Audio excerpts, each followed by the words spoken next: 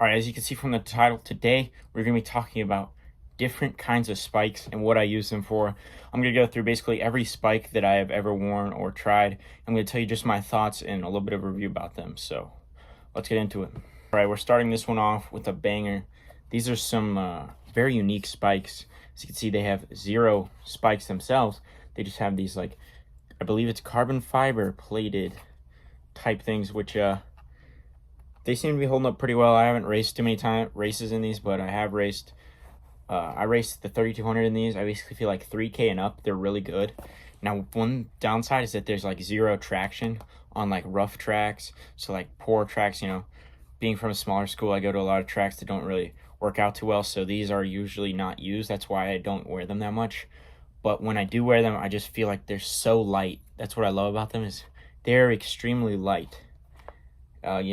When I'm debating whether wearing these or something else, I just put these on and they're just so light. Sorry anyway about that, but yeah, they're extremely light. They're very responsive. They're very thick and cushioned. They're almost like a flat one would say, but they're also a decent bit aggressive. Not too bad, but also just overall, I think they're a great spike. 3K and up. I'm excited to try some 5Ks in them. But the only downside to this would be they're definitely not meant for cross country, definitely not meant for steeplechase. You could probably race a mile in them, but it might be a little harder with the speed and traction. But overall, I feel like 3K to 5K, they're very good. And I ran a 929 3200 in these. And I would definitely be using them this indoor and outdoor season in the 3K and 5K.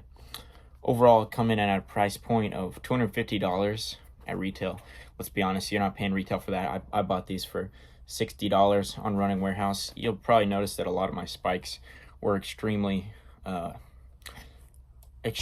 clearance when I bought them. I don't like paying full price for shoes, especially because I buy so much of them, but I digress. Overall, I'm going to give this spike as the best for running 3K to 5K. This is my number one spike for 3K to 5K.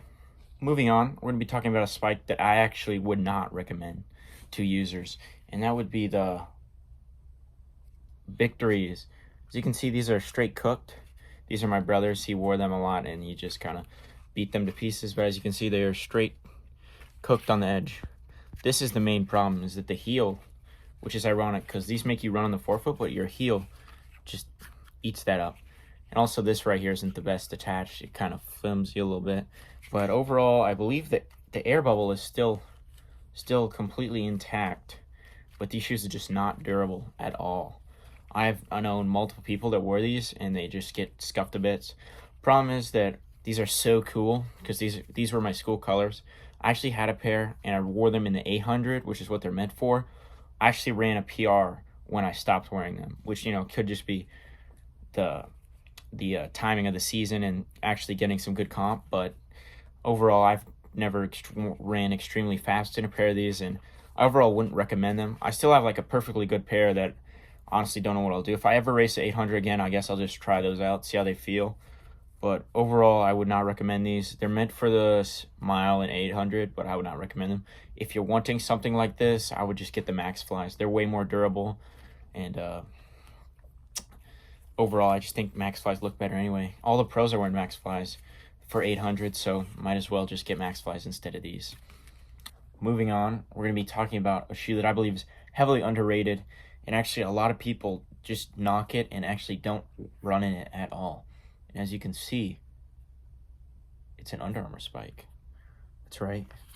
Under Armour arguably has some pretty good distance spikes, and you can tell that, they have quite the running crew. They got Vince Chiotti, Edwin Kurgat, Adam Fogg, Casey Comer, they got Cass Elliott. They got a bunch of guys that are just fast and good at 800, 1600, even Edwin Kurgat in the 510. But these were actually one of their first super shoes, and I picked these up for a cool $60 as well. Heavy, steep clearance, but I thought they were cool because no one's really rocking Under Armour. They're also very white, which I like. But what I would recommend these for wearing are probably the 800 and the 1600. I ran my 800 and 1600 PR, which are 2 flat and 421 in these shoes. Excuse me. Only downside to these are they are a little bit heavy, but I think they make up for it being they're a little bit more aggressive than a Dragonfly, I would say. They're kind of like the perfect medium between the aggressiveness of the Victory and the Dragonfly. I feel like the Dragonfly is not as aggressive as this, and that the Victory is too aggressive when compared to this. But as you can see, there is a little bit of aggressiveness, and I think that really helps with the 800 and also the 1600. Overall, I will say they're a little heavy. Maybe if these were a little lighter, I think they would be perfect. I would definitely recommend them, and you could probably get them for a steep discount. Of course, not these. These are no longer made. You'd have to buy a new version of the Spike. But overall, I really like what Under Armour is doing in the Spike game. I was very pleased with these. I wasn't sure how these would feel. I was kind of scared because like these are definitely not a 3200 Spike. They're a little too heavy to run 3200 or 5K, but I feel like 800, 1600, they're perfect for that. And that's what I use them for. And overall, I'm pretty happy with how they performed this season, and they're overall one of my favorite Spikes. Now we'll be moving on to my all-time favorite cross-country Spike, and you've probably been waiting for this one for a while. That's right, the Dragonflies. I have worn Dragonflies for cross-country last 2 years, junior and senior year. They were just leftover Dragonflies from the track season. This will be the first time I have a fresh pair for cross-country season. But I really like how they are on the grass. You know, people think they're too... some people, if you actually look online, you look up, can you wear Dragonflies for XC? They say that they're not durable enough, but I've just found that that's not an issue. You know, overall, they're very good for the 5K and 10K, and that's why they're so good on cross-country. Excuse me, you see all the pros running them 5K, 10K. You see everyone in cross-country wearing them, and overall, I think they're just the best cross-country Spike. You know, they're not as aggressive as other Spikes, which helps in a longer distance, but they also are aggressive enough to where you can keep form. They're very responsive, you know, thick foam. Overall, you know, their original Super Spike. Overall, there's not much I can add to just how good these are as a Spike. And I'm not going to try to do, you know, I will say that this colorway is pretty cool, basically Florida Gators, but also it does have some green, which is my school colors. Not the right kind of green, though. That's the green I was looking for. This just has that, but it's whatever. Bought these for $70 because, you know, the Dragonfly 2s came out. I think those are probably overhyped. I think people will quickly realize there's not much you can do to make this Spike better, and they'll just realize the Dragonfly 2s were a waste of money. But, excuse me. I did see that the Victories were actually heavily heavily changed from last iteration, and they're going to be a lot better. You know, you don't see people wear Victories at all. You look at pro runners, honestly, I don't know the last time I've seen a professional runner wear Victories, except for the New Zealand guy. I can't remember his name, but I'll put up a picture of him. He's like the greatest New Zealand 1500 guy. He got third at the Rio Olympics. I can't remember his name though. He ran for a very nice track club. He wore Victories in the mile and 1500, but I have not seen people wear Victories. They would just rather wear the Max Flies, which is actually crazy.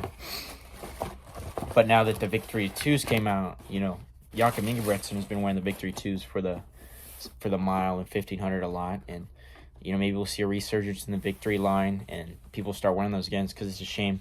Victories were like the OG Spikes. Like, they used to make them without the air bubble back in the day, and they were just the main Spike for like 815 guys. But now that they've kind of added the bubble, a lot of people don't like them. They're also not durable anymore. You know, this is just a shame. Like, the rest of the Spike is just completely fine, but this heel is just destroyed. You could probably still wear it. Everything else is completely intact, but it's just the heel. I know my brother's a very bad heel striker, but like, this should kind of deter him. Also, oh my gosh, these Spikes are very dull. But anyway, now I'll be telling you what I think is my favorite Spike, just all around Spike, I would have to say, are these. These are my favorite Spike. They just feel so nice on the feet. They're very, very light, honestly. Let's see. Yeah.